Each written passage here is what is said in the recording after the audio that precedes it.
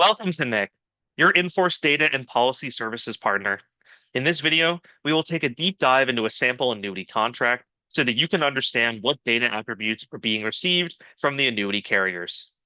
To start, navigate to a policy owner profile screen of your choosing, where you will see a list of all of your clients' life policies and annuity contract in a single view.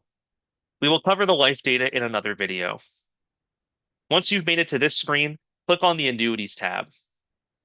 On any annuity, you can view information such as the type of annuity, the carrier, the annuitant name, the issue state, as well as the tax type.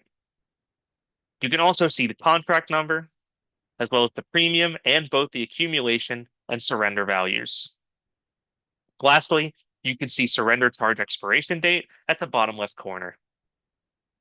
Click on the View Details button to expand the contract and see the rest of the data associated with it, starting with information about the annuitant, their date of birth, their at age issue, their gender, and their current age.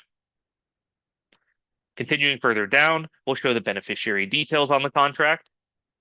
In the next section, you can see all of your agents and advisors who are currently listed on the contract. Next, you will see the distributors with whom the contract was placed to. The next section is the payment information.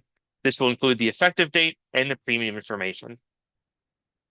Additionally, you can see any withdrawals made on the annuity, and below that, you can see additional values and even the investment details. At the bottom of the screen, you will also see the fund level information in the contract, as well as any riders, benefits, or guarantees. This is a sample of the type of data that we receive for annuity contracts. Remember that this data is coming directly from each carrier, and it reflects the precise information that they have in their policy admin systems.